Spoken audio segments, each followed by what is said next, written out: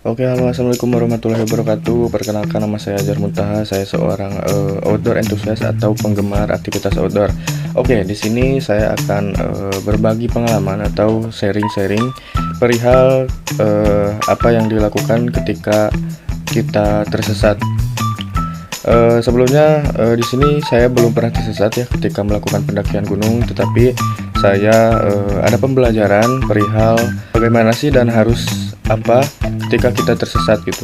Nah, sebetulnya ini materi dari salah satu materi yang saya ampu dulu di organisasi, yaitu survival. Nah, di dalam survival ini ada materi yang isinya itu STOP, yaitu menjadi singkatan yang dimana berarti untuk bertahan hidup gitu ketika kita tersesat. Nah, yang pertama itu S, yang dimana itu adalah stop and sitting.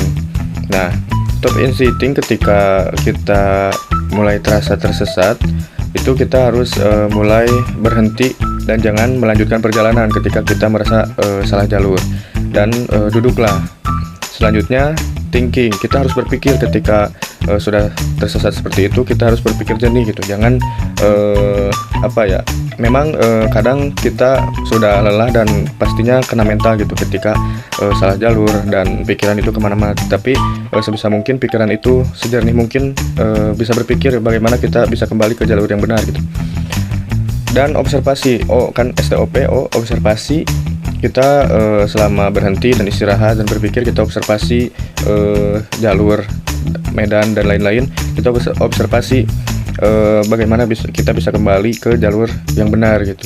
Nah, kembali lagi ke navigasi, itu saling berhubungan karena semua materi itu saling berhubungan gitu.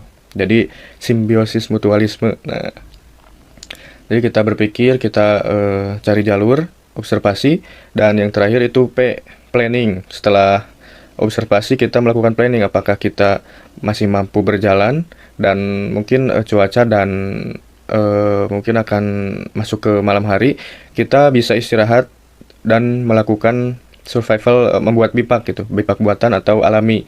Nah, biasanya itu menggunakan bahan yang ada di alam, atau buatan itu kayak seperti menggunakan ponco atau jas hujan.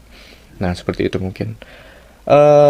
Itu saja mungkin, barangkali dari teman-teman ada yang lebih tahu perihal survival atau ketika tersesat kita harus seperti apa. Mungkin itu yang saya tahu, dan alhamdulillah belum pengalaman ya tersesat di gunung. Barangkali dari teman-teman sekali lagi ada yang ingin sharing-sharing juga, silahkan diisi di kolom komentar.